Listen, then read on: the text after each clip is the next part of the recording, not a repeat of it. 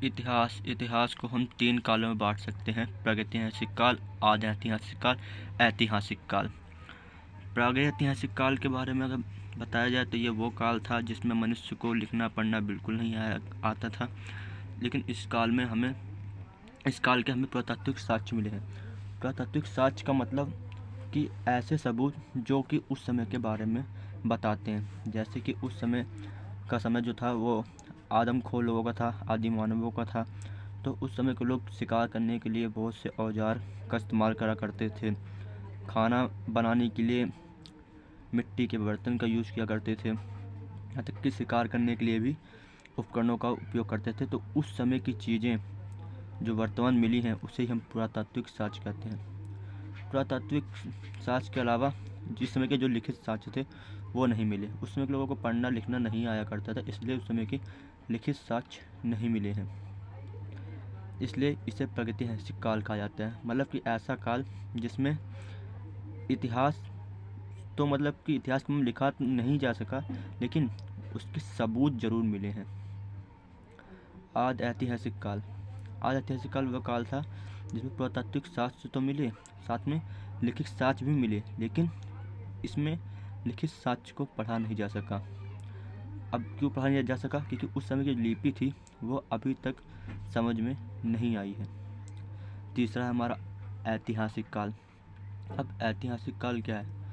वह काल से पुरातात्विक साक्ष्य तो मिले और लिखित साक्ष्य भी मिले, लेकिन इस काल में जो लिखे हुए साक्ष्य से वो पढ़े जा सके। इसी को ही हम हिस्ट्री भी कह सकते हैं, क्योंकि इस समय की चीज़ों को पढ़ा जा सका जो कि हमारे इतिहास में है।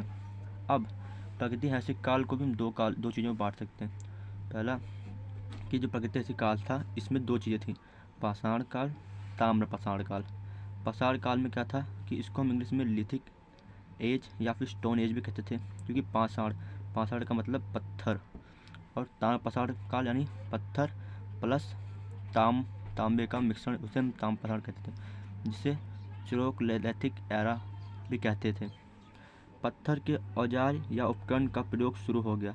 इस काल में क्या हुआ था कि जो मनुष्य थे वो पत्थर के औजार बनाना शुरू कर दिया था, इसलिए इसे पाषाण काल कहा जाता है। और यही नहीं, उस समय की कुछ चीज़ें जो वर्तमान मिली हैं वो है भीमबेटका की गुफाएं।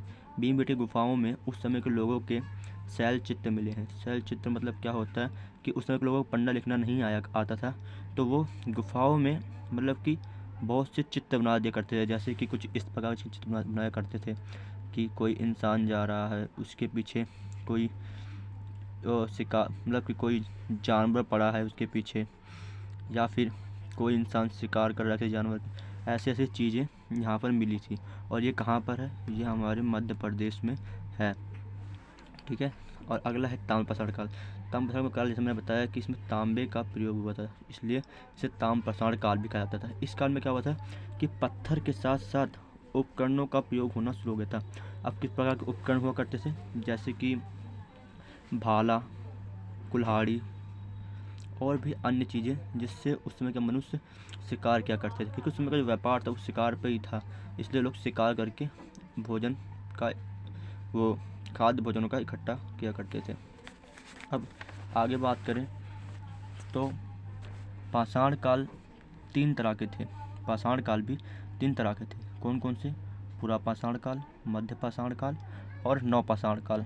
अब पूरा पाषाण काल को बात करें तो इसको हम पैलोलिथिक एरा भी कहते हैं। मतलब कि ऐसा काल जो कि पूरा पत्थरों का था, मतलब कि जिसमें चीज़ मनुष्य ज़्यादा पत्थरों पर ही मतलब कि स्तर था। पत्थरों से ही मतलब कि वो शिकार करता था, पत्थरों से ही वो अपने औजार बनाया करता था और पत्थरों की गुफाओं में ही रहा करता था।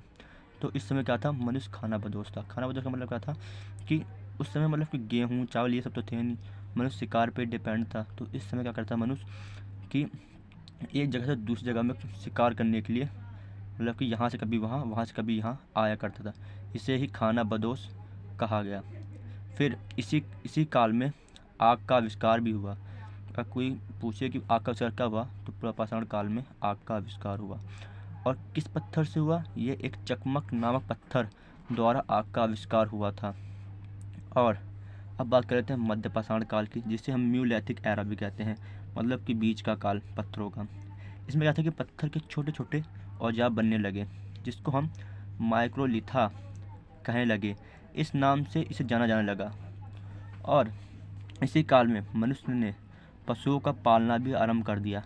क्यों कर दिया? क्योंकि मनुष्य एक जगह दूसरी जगह जाते जाते हर बार थक जाता था, तो उसने थोड़ा दिमाग लगाया कि अगर हम पशुओं को पाल लेते हैं तो कभी जैसे कि शिकार अगर ना भी मिले तो अपने पाले हुए पशुओं को मारकर अपना हम भोजन कर सकते हैं। इसलिए मनुष्य मध्य पाषाण काल में पशुपालन आरंभ हो गया, करना शुरू कर दिया। और मतलब सबसे पहले कौन से जानवर को पाला, तो वो था कुत्ता, यानी पालतू जानवर कुत्ता। ये क्वेश्चन बहुत बार आ रखा है कि मनुष्य सबसे पहले कौन से जानवर को पाला, तो वो था कुत्ता। और सबसे पहले मनुष्य ने किस धातु की खोज की? सबसे पहले मनुष्य ने किस धातु की खोज की, तो वो था तांबा। तांबा एकमात्र ऐसा धातु था जो मनुष्य ने सबसे पहले अपने इस्तेमाल में लाया।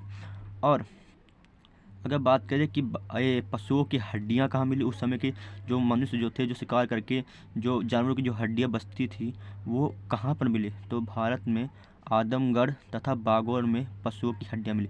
दो जगह थी, एक तो आदमगढ़ था जहाँ पर बागौर, दूसरा बागौर, यहीं पर पशुओं की हड्डियां मिली। अब बात कर लेते हैं हम नवपाषाण काल की। नवपाषाण काल में क्या था कि मनुष्य स्थायी हो गया। मतलब कि स्थायी का मतलब क्या था, जैसे कि यहाँ पर मनुष्य क्या था, खाना बदोश था, खाने की तलाश में एक जगह से दूसरी जगह जाया करता था। लेकिन यहाँ पर आते आते मनुष्य ने क्या हो गया कि मनुष्य ने मतलब कि कृषि आरंभ कर दी। और कृषि आरंभ करने का मतलब क्या है कि मनुष्य अब एक जगह रह के खेती करना शुरू कर दिया।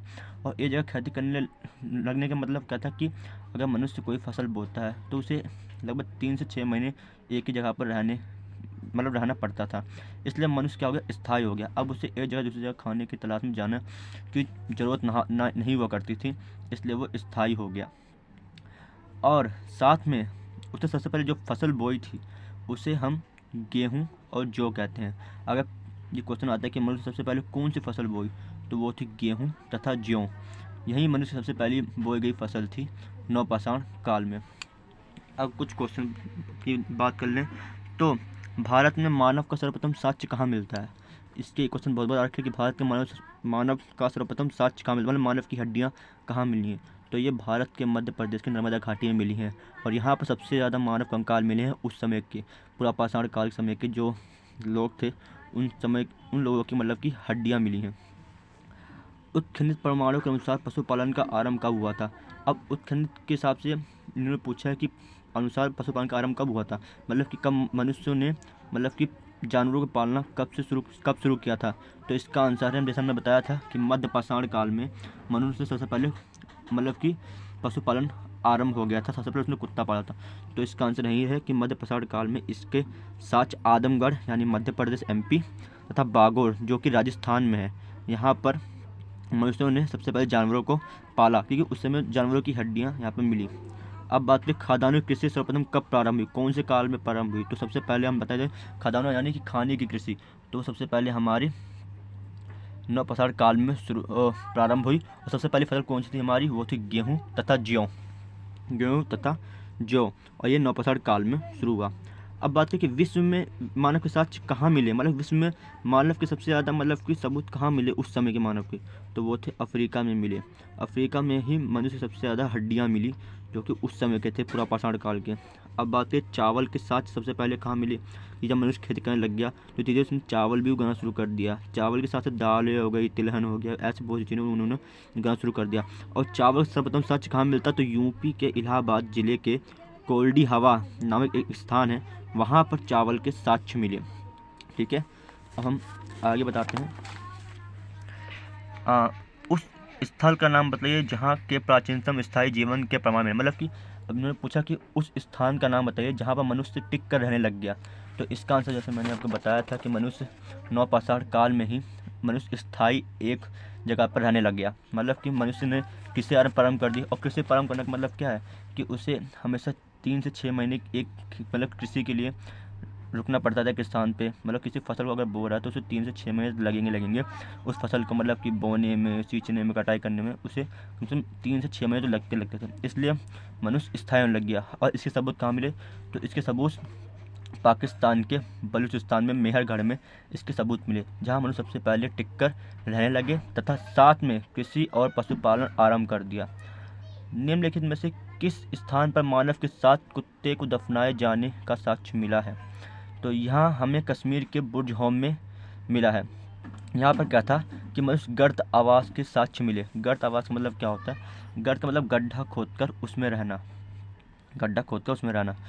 और ये कैसे करता था मनुष्य? मनुष्य एक गड्ढा खोदता था, उसमें एक सीढ़ी लगाता था और उस सीढ़ी के माध्यम से नीचे उतर कर उसी गड्ढों में रहा करता था, क्योंकि उस समय मनुष्य को घर बनाने की कला आती नहीं थी, तो या फिर गुफाओं में या फिर गड्ढा खोदकर गर्त आवास की तरह रहता था। इसलिए उस समय के लोग ऐसे ही अपना मतलब कि आवाज़ करते थे। अब इसमें एक नोट वाली बात यह है कि महापाषाण काल यानी मैग्नेटिक एरा, मनुष्य को जब ये जगह दफना दिया जाता था और फिर उसके चारों ओर पिलर बना दिया जाता था ताकि फिर से उसी स्थान पर परिवार के लोगों को दोबारा दफना दिया जा सके। इसका मतलब क्या हुआ कि जो पहले के लोग थे, जब उनके मतलब ग्रुप में से कोई मर जाता था तो इंसान क्या करते थे कि एक गड्ढा खोदते थे और उस गड्ढे में अपने उस इंसान को दफना दिया करते थे और साथ में उसके चारों ओर कुछ पिलर बना दिया करते थे। पिलर क्यों बनाते थे? क्योंकि जब उनके परिवार का कोई दूसरा हिस्सा मतलब दूसरा इंसान मरे तो वो वापस उसी स्थान पर आकर उस पिलर को पहचान के उसी जगह अपने और भी साथियों को दफना सके। इसलिए वह ऐसे सब चीज़ें बनाया करते थे और साथ में वो जिस इंसान को दफनाते थे उसके उसके जो जीवन यापन में जो भी उसके साथ जो मतलब की चीज़ें उसके साथ रही थी, जैसे कि उसके कपड़े, उसके बर्तन, उसके औजार, उसको भी यहाँ पर दफना दिया जाया करता था। विश्व क्षेत्र के किस शिलाश्रय से सर्वाधिक मानव कंकाल मिले हैं? तो ये हमने बताया था कि विश्व क्षेत्र के सबसे ज़्यादा शिलाश्रय हमारे अफ्रीका महाद्वीप से मिले हैं।